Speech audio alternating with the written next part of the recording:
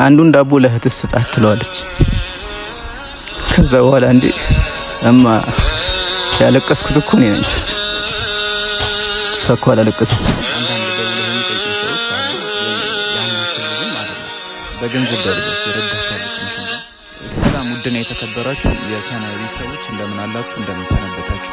እንግዲህ ባለፈው እንደ ወንድማችን ቤት መተን ነበረ እና ያለውን ነገር ዲቴል አስረድቶን ነበር። ምን አይነት ሁኔታ ላይ እንዳለ ምን ላይ እንዳለ ምናምን ነገር አስረድቶን ነበረ እና የነበረውን ነገር ብዙዎቻችሁ አይታችሁታል። እና ዛሬ ደግሞ እስኪ ምን ላይ ያለ የሚለውንም ነገር ለማየት ጭምር ነው እሱ ጋር ይሄድ ነው። እስኪ ዛሬ ምን ላይ ያለ የሚለውንም ነገር እናነሳለን። በቅድሚያ ሰላም ነህ? እንዴት ነህ? እሺ እንዴት ነው? ሰላም ነው። ብዙ ተመልካቾች ታይተውታል ቪዲዮውን እና እስኪ ምን ላይ ነው ያለው አሁን? ከዛ በኋላ ሰው እንዴት ነው አንተን የሚረዳ ሰው መጥቷል? አይዞህ የሚል ሰው መጥቷል? የሚደውል ሰው መጥቷል? እስኪ ያለውን ነገር ለተመልካቾች አስረዳል። እሺ አንዳንድ ሰዎች ያው በአካልም ባይሆን የሚችሉት አክል የሚያስገቡ ሰዎች አሉ፣ የተወሰነ ማለት ነው። ያው አሁን ባለሁበት ደረጃ ያንን ብቻ ያው እነሱን አመሰግናለሁኝ። ባለሁበት ደረጃ ይሄን ብቻ በቂ ነው ማለት አልችልም። ምክንያቱም አሁን ያለሁበት ደረጃ በጣም ከባድ ነው። ያ ስለሆነ እኔ ሰዎችን ባለዋቸውን አቅም ረድተውኝ ሙሉ ጤንነቴን እንዳገኝና እንዲረዱኝ ያው ጥሬን አስተላልፋለሁ ማለት ነው። ከዛ በኋላ እንዴት ነው ማለት ትንሽም ቢሆን ደውሎ ያጽናና ሰው አለ? የተወሰነ አንዳንድ ሰዎች አሉ፣ ብዙም ባንግባባ ያው የሚደውሉ አንዳንድ ሰዎች አሉ። በአካል ባንገናኝ ወይም ደግሞ ስልካቸው ሊሰራም ላይሰራም ይችላል። ግን አንዳንድ ደውለው የሚጠይቁን ሰዎች አሉ። ግን ያን አክል ብዙም አይደለም። በገንዘብ ደረጃ ሲረዳ ሰው አለ?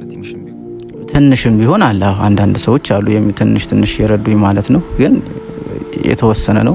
ያን ብቻ በቂ ነው ማለት አይችልም፣ በአሁን ባለሁበት ደረጃ ማለት ነው። አዎ ቤተሰቦች ማለት ነግሮናል፣ ማን እንዳስገባ ስንት ሰው እንዳስገባ ምናምን አካውንቱ ላይ የተወሰነ ሳንቲም ገብቶለታል። ግን ያ በቂ አይደለም። 2 ቀን 3 ቀን ኦሬዲ ሳምንት ምናምን ቢኖር እንትን ቢልበት ነው ለሆነ ወጪ ቢያደርገው ለቤት ወጪ ቢያደርገው ነውና ሞር ደግሞ እሱ በዚህ ሰዓት የሚፈልገው በጣም አሁን ያለበት ሁኔታ በጣም ከባድ ስለሆነ በቃ ሙሉ ጤንነቱ እንዲመለስ ነው። እኛ ካረዳ ነው ማን ይረዳዋል? ባለፈውም ተናግሬ ያለው እዛኛው ቪዲዮ ላይ ማለት ነው። ስለዚህ በዛ ልክ እባካችሁ የቻላችሁትን ያህል አድርጉ ነው፣ የቻላችሁትን ያህል እርዱት ነው። በቃ ሌላ ነገር አይደለም። ምንም እኮ አይጎዳንም እኮ። አካውንቱን እናስቀምጣለን። አሁን አዲስ አካውንት ክሬት አድርጓል። በቻላችሁት አቅም 150 ብርም ቢሆን ለሱ ብዙ ነው። ለኛ ግን በጣም ኢዚ ነው ገንዘቡና እባካችሁን እላለሁኝ። አሁንም እስኪ በመጨረሻ ለቤተሰቦች ልታስተላልፈው የምትችለው ነገር አለ? ይህ ለቤተሰብ የማስተላልፈው ነገር ያው ያላችሁን ነገር ለአላህ ብላችሁ እርዱ ነው የምለው። ምክንያቱም አሁን እኛ እየጠየቅን ያለ ነው ሌላ ነገር ወይን ደግሞ ሳይሆን ዳቦን ነው፣ ሌላውን አይደለም። በጣም ከባድ የሆነብን ያለው ዳቦን። ምክንያቱም የሰው ልጅ ካልበላ ወይን ደግሞ ካልተመገበ አይደለም መስማት ሰውነቱም ላይሰራ ይችላል አይደል? ይሄ ሁሉም ግልጽ የሆነ ነገር ነው። እየጠየቅን ያለ ነው ዳቦ ነው። እንደውም አንድ አጋጣሚ ነበር ላጋራችሁና በዚህ አጋጣሚ አንድ ልጅ ያለቅስና ከዛ በኋላ ከጎረቤት አንዷ ትነሳና ዳቦ ተገዝቶለት ይመጣል። ዳቦ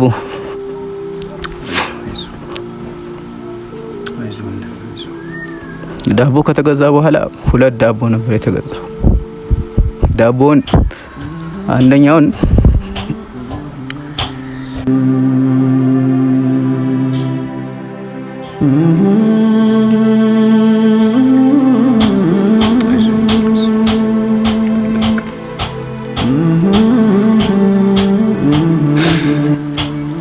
እናትየው ነበረችና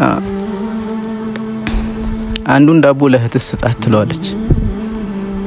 ከዛ በኋላ እንዴ እማ ያለቀስኩት እኮ እኔ ነኝ፣ እሷ እኮ አላለቀሰችም፣ ዳቦን አልሰጣትም ማለት ልጁ ማለት ነው። የኛ ኑሮ ይሄን አክል ነው። አስቤዛ ወይን ደግሞ ሌላ የቅንጦት ኑሮ ለመኖር አይደለም አሁን እየጠየቅን ያለ ነው።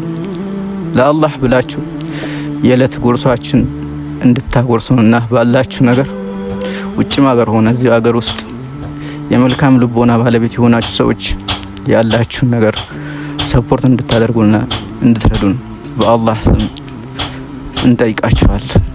ይሄን ነው ማስተላለፍ። እንግዲህ ቤተሰቦች በጣም ይሰማል፣ በጣም ይከብዳል።